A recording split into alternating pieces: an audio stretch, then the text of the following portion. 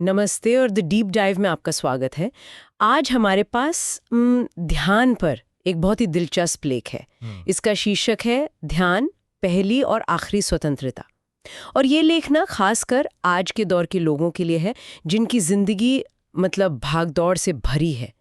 देखिए, जब भी हम ध्यान का नाम सुनते हैं तो दिमाग में एक शांत योगी की तस्वीर आती है। बिल्कुल, जो पहाड़ों में बैठा है, एकदम स्थिर। हाँ, एग्जैक्टली।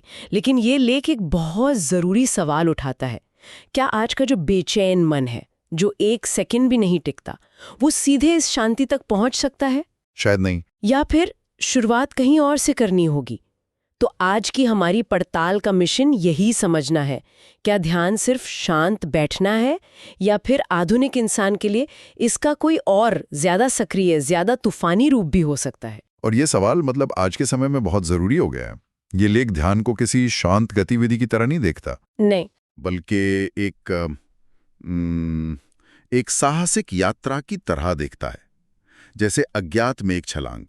इसका मकसद सिर्फ तनाव कम करना नहीं है, बल्कि होने की कला को खोजना है। होने की कला? हाँ, बिना कुछ किए, बिना किसी विचार या भावना में उलझे, बस अपने होने में, अपने वजूद में ठहर जाने का आनंद। और यह आनंद बेवजह है, किसी वजह से नहीं आता। नहीं, क्योंकि लेख के अनुसार अस्तित्व का स्वभाव ही आनंद है। तो आज हम यही जानेंगे कि इस होने की अवस्था तक पहुंचने के वो रास्ते क्या हैं जो उस मन के लिए बने हैं जिसे रुकना नहीं आता। ठीक है, तो इस विचार को खोलते हैं। हाँ। लेख का जो सबसे बुनियादी पत्थर है वो है साक्षी भाव। साक्षी भाव या देखना। हाँ, देखना। ये सुनने में बड़ा सीधा साधा लगता है, लेकिन ये सिर्फ बाहर की चीजें देखना नहीं है। इसका असली मतलब है अपने अंदर जो देखने वाला बैठा है उसे ही देखना। बिल्कुल, ये एक तरह से जागरूकता का शीशे के सामने खड़े होने जैसा है।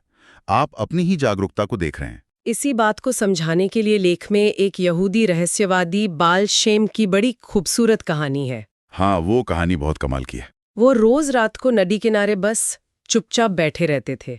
एक रात एक चौकीदार ने उन्हें टोका और पूछा, जनाब, आप यहाँ क्या करते हैं? तो बालशेम ने पलटकर उससे पूछा, तुम क्या करते हो? चौकीदार बोला, मैं तो बस चौकीदारी करता हूँ, देखता हूँ कि सब ठीक है या नहीं। और तब बालशेम ने जो कहा वो इस पूरे दर्शन का सार है। उन्होंने कहा, अरे मेरा काम भी तो यही है। हाँ, बस फर्क इतना है कि तुम बाहर की दुनिया पर नजर रखते हो और मैं अपने भीतर बैठे उस देखने वाले पर नजर रखता हूँ। ये सुनकर चौकीदार हैरान हो गया होगा। उसने पूछा, लेकिन तुम्हें इस काम के पैसे कौन देता है? बिल्कुल। तो बालशेम ने जवाब दिया, इसका जो आनंद है वही इसका भुगतान है। इसका एक पल का अनुभव भी दुनिया के सारे खजानों से बढ़कर है। वाह, ये बात कमाल की है। हम सब अपने अंदर एक खजाना लेकर घूम रहे हैं और हमें बस रुक कर उसे देखने की जरूरत है। और यहाँ जो बात सबसे फैसिनेट करती है वो ये है कि आप क्या देख रहे हैं ये जरूरी नहीं है। अच्छा। आप पेड़ देखें, नदी देखें या अपने दिमाग में चल रहे हजारों विचारों को देखें, महत्वपूर्ण है सिर्फ देखने की क्रिया। तो ऑब्जेक्ट जरूरी नहीं है, एक्शन जरूरी है। Exactly. यही साक्षी भाव है। जब आप अपने विचारों, अपनी भावनाओं को एक दूरी से देखना शुरू करते हैं तो एक चमत्कार होता है।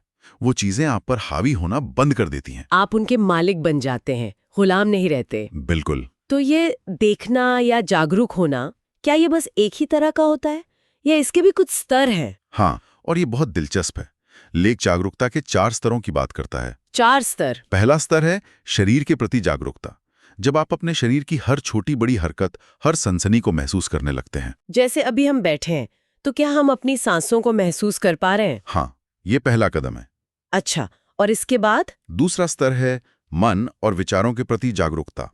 ये थोड़ा मुश्किल है क्योंकि हम ज्यादातर समय अपने विचारों में ही खोए रहते हैं। सही बात है। लेकिन जब आप विचारों को भी एक दूरी से देखने लगते हैं, जैसे आकाश में बादल आ जा रहे हैं, तब आप मन के ट्रैफिक से बाहर निकल आते हैं। और तीसरा स्तर? तीसरा स्तर है हृदय और भावनाओं के प्रति जागरूकता। गुस्सा, प्यार, नफरत, ये सब भावनाएं उठती हैं। साक्षी भाव में आप इन्हें भी देखते हैं, बिना अच्छा या बुरा कहे। आप बस जानते हैं कि गुस्सा उठ रहा है, लेकिन मैं गुस्सा नहीं हूं। बिल्कुल, इस स्तर पर आनंद का अनुभव होता है। और चौथा और आखिरी स्तर? और आखिरी लेवल तो कमाल का है, जब आप इस बात के लिए जागरूक हो जाते हैं कि आप जागरूक हैं। अपनी अवेयरनेस को ही देखना। हाँ, चेतना खुद पर ही लौट आती है। लेख कहता है कि यही वो अवस्था है जहां व्यक्ति बुद्धवत्व को उपलब्ध होता है और परमानंद का अनुभव करता है। ये देखने का विचार तो बहुत गहरा है, लेकिन सच कहूं तो ये बहुत मुश्किल भी लगता है। मुश्किल। मेरा मन तो 1 मिनट भी नहीं टिकता। अगर मैं शांत बैठने की कोशिश करूं तो अंदर जैसे एक बाजार लग जाता है। क्या लेख इस बेचैनी के बारे में कुछ कहता है? बिल्कुल, और यही इस लेख का सबसे क्रांतिकारी हिस्सा है। ये कहता है कि आज के इंसान के लिए सीधे शांत बैठना लगभग नामुमकिन है। नामुमकिन। हाँ, और ऐसा करने की कोशिश करना खुद को धोखा देना है। आप ऊपर से शांत दिखेंगे, लेकिन अंदर एक ज्वालामुखी खौल रहा होगा। होता क्या है ना कि हम ऐसी दुनिया में रहते हैं जहां सब कुछ दबाना सिखाया जाता है। गुस्सा मत करो, जोर से मत हंसो, रोना कमजोरी है। बिल्कुल, ये सारी दबी हुई ऊर्जा अंदर ही अंदर जमा होती रहती है। तो फिर इसका समाधान क्या है? अगर शांत नहीं बैठ सकते तो क्या करें? तो समाधान है कैथारसिस, क्या थार्सिस? या जिसे हम भाव विरेचन कह सकते हैं। इसका सीधा सा मतलब है, जो कुछ भी अंदर दबा हुआ है उसे पूरी तरह से बाहर निकाल फेंको। उसे दबाओ मत। उसे दबाओ मत, उसे एक सुरक्षित माहौल में व्यक्त करो। अगर गुस्सा है तो तकिए पर निकालो, अगर रोना आ रहा है तो खुलकर रो। जब ये दबी हुई ऊर्जा निकल जाती है तो मन स्वाभाविक रूप से शांत होने लगता है। तो ये जबरदस्ती की शांति नहीं होती? नहीं, ये असली शांति होती है। इसी विचार पे ओशो एक्टिव मेडिटेशन आधारित है ना? हाँ, जिनका जिक्र लेख में है। हाँ, जैसे डायनामिक मेडिटेशन। ये सुबह के लिए है और लेख कहता है कि ये बहुत शक्तिशाली है। इसके कुछ चरण हैं जो सुनने में सच कहूं तो थोड़े अजीब लग सकते हैं। अजीब लगते हैं क्योंकि वो हमारे सभ्य और नियंत्रित व्यवहार के बिल्कुल खिलाफ जाते हैं। पहला चरण है 10 मिनट तक नाक से गहरी, तेज और अराजक सांसें लेना। कोई लेने। कोई ले नहीं, बस पूरी ताकत से सांस अंदर बाहर करनी है। इसका मकसद शरीर में ज्यादा से ज्यादा ऑक्सीजन और जीवन ऊर्जा भरना है, ताकि आप सुस्त न रहें बल्कि पूरी तरह जीवंत महसूस करें। और दूसरा चरण तो और भी अजीब है, 10 मिनट के लिए पूरी तरह से पागल हो जाना। हाँ, चीखना, चिल्लाना, कूदना, नाचना, रोना, जो मन में आए करना। ये वही कैथारसिस है जिसकी हम बात कर रहे थे, अपने अंदर के सारे पागलपन को बाहर फेंक देना। इसके बाद आता है तीसरा चरण। इसमें 10 मिनट तक हाथ ऊपर उठाकर हू हू मंत्र का जाप करते हुए कूदना है। हाँ, और जब आप एड़ी के बल जमीन पर आते हैं तो ये ध्वनि और कंपन शरीर के सबसे निचले ऊर्जा केंद्र पर चोट करती हैं। 1 मिनट, ये सुनने में थोड़ा ज्यादा ही अजीब नहीं है? क्या लोग सच में ऐसा करके कुछ महसूस करते हैं या बस थक जाते हैं? इसके पीछे का विज्ञान क्या है? आपका सवाल बिल्कुल जायज है। ये सिर्फ शारीरिक व्यायाम नहीं है, इसके पीछे गहरा विज्ञान है। अराजक सांसें शरीर में एक तरह की जैविक बिजली पैदा करती हैं। Bio electricity?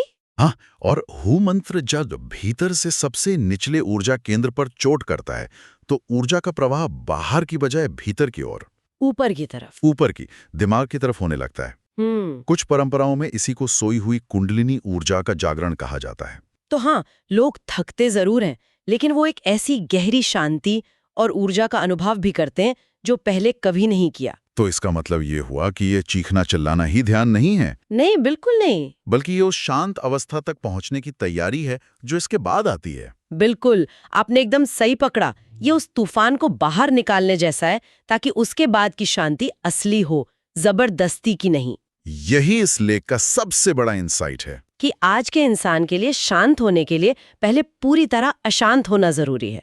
पहले अंदर का सारा कचरा बाहर फेंकना होगा, तभी असली खालीपन और मौन उतर सकता है। सही। ये तकनीकें सुनने में भले ही अजीब हों, लेकिन लेख कहता है कि ये असल में बहुत सरल है। और शायद यही समस्या है, हमारा अहंकार सरल चीजों को पसंद नहीं करता। उसे हमेशा चुनौती चाहिए। वो मुश्किल चीजों में दिलचस्पी लेता है ताकि उन्हें जीतकर वो खुद को बड़ा महसूस कर सके। हाँ, सही बात है। इसी वजह से ध्यान को विज्ञान या कला से ज्यादा एक हुनर कहा गया है, एक नैक, जिसे बस पकड़ना होता है। हाँ, वो सिखाया नहीं जा सकता, उसे अनुभव करना होता है। ठीक वैसे ही जैसे साइकिल चलाना। कोई आपको कितना भी समझा दे, जब तक आप खुद गिर पड़कर संतुलन बनाना नहीं सीखते तब तक बात नहीं बनती। लेख में तैराकी गुरु की कहानी भी है। हाँ, उसने अपने शिष्य को बहुत सिखाया, लेकिन शिष्य डरता रहा। आखिर में गुरु ने उसे सीधे गहरे पानी में फेंक दिया। कुछ देर छटपटाने के बाद शिष्य को अचानक समझ आया कि शरीर का अपना उछाल होता है, उसे डूबने की जरूरत ही नहीं है। और उसे तैरने का हुनर आ गया।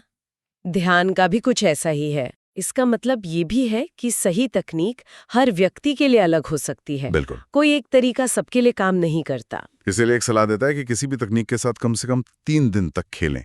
गंभीरता से नहीं। हाँ, बहुत गंभीरता से नहीं, उससे एक प्रयोग की तरह देखें। अगर आपको लगे कि इससे कुछ हो रहा है, कोई जुड़ाव महसूस हो, तो उसे 3 महीने तक पूरी लगन से करें। अगर सही तकनीक मिल जाए तो चमत्कार हो सकते हैं। बिल्कुल। और एक जरूरी बात ये भी कही गई है कि जब जागरूकता सहज हो जाए तो तकनीक को छोड़ देना है। ये मुझे बहुत दिलचस्प लगा। हाँ, ये बहुत जरूरी है। बुद्ध की कहानी की तरह वो कहते थे कि नदी पार करने के बाद नाव को सिर पर उठाकर नहीं घूमना है। तकनीक एक नाव है। हाँ, वो आपको एक किनारे से दूसरे किनारे तक ले जाने के लिए। एक बार आप साक्षी भाव में सहज हो गए तो नाव को धन्यवाद कहें और आगे बढ़ें। उसे बोझ न बनाएं, वरना तकनीक ही एक नया बंधन बन जाएगी। यहाँ एक बहुत बड़ा सवाल उठता है जो शायद हर साधक के मन में आता होगा। अगर कोई सिर्फ साक्षी बन जाए, सिर्फ देखने वाला, तो क्या वो जिंदगी का आनंद ले पाएगा? क्या वो बस एक दर्शक बनकर नहीं रह जाएगा जो किनारे पर खड़ा है और जीवन का खेल देख रहा है? ये एक बहुत गहरा डर है। और लेख दर्शक और साक्षी के बीच एक बहुत महत्वपूर्ण अंतर बताता है। स्पेक्टेटर और विटनेस। हाँ, दर्शक वो है जो डर के मारे किनारे खड़ा है। वो जीवन में भाग लेने से डरता है। ये एक तरह का पलायन है। बिल्कुल। जिंदगी से भागना। वो सोचता है कि अगर मैं हिस्सा लूंगा तो दुखी हो जाऊंगा, इसलिए दूर से देखना ही बेहतर है। तो फिर साक्षी कौन है? दर्शक से वो अलग कैसे है? साक्षी वो है जो जीवन में पूरी तरह से, पूरे जुनून के साथ भाग लेता है, लेकिन भीतर से जागा हुआ रहता है। हाँ, वो जानता है कि मैं ये शरीर नहीं, ये मन नहीं, मैं इन सबसे परे वो चेतना हूं जो देख रही है।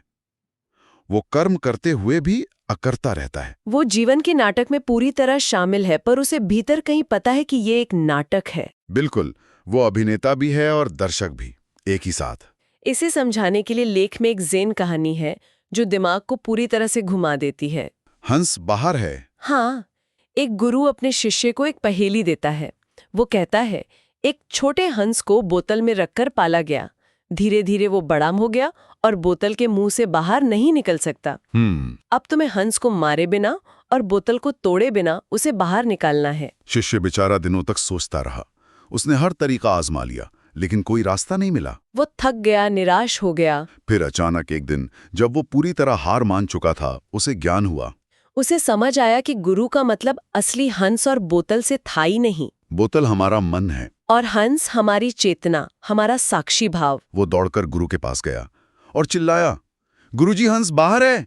और गुरु ने मुस्कुराकर कहा, तुम समझ गए, वो कभी अंदर था ही नहीं। वाह! इसका गहरा अर्थ ये है कि हमारी चेतना, हमारा साक्षी भाव कभी भी मन के अंदर कैद नहीं होता। हम बस ऐसा मान लेते हैं। हाँ, हम मन के विचारों और भावनाओं से खुद को इतना जोड़ लेते हैं कि हमें लगता है हम वही हैं। जिस पल ये जुड़ाव टूटता है, जिस पल आप देखते हैं कि आप मन नहीं हैं, उसी पल मन की सारी शक्ति खत्म हो जाती है और पीछे सिर्फ एक खालीपन, एक मौन रह जाता है। चेतना हमेशा से मुक्त है, आजाद है। तो इस सब का क्या मतलब है? आज की इस गहरी पड़ताल से ये समझ आता है कि ध्यान सिर्फ कोई क्रिया नहीं, बल्कि एक गहरी समझ है। ये आधुनिक जीवन की बेचैनी को नकारना नहीं, बल्कि उसे स्वीकार करना है। दबी हुई भावनाओं को बाहर निकालने का एक जरिया है। और फिर उस तूफान के बाद की शांति में बैठकर अपने ही देखने वाले को देखने की एक यात्रा है। ये शांत बैठने से पहले नाचने, गाने और चीखने की कला हो सकती है। हाँ। और अंत में एक विचार जिस पर हमारे श्रोता सोच सकते हैं। ये लेख कहता है कि अस्तित्व ने हमें एक संपूर्ण कृति के रूप में बनाया है, एक फिनिश्ड प्रोडक्ट। हम पहले से ही वो सब कुछ हैं जो हम हो सकते हैं, और स्वीकार करने की है। शायद ध्यान का अंतिम लक्ष्य कुछ पाना नहीं, बल्कि बस होना है।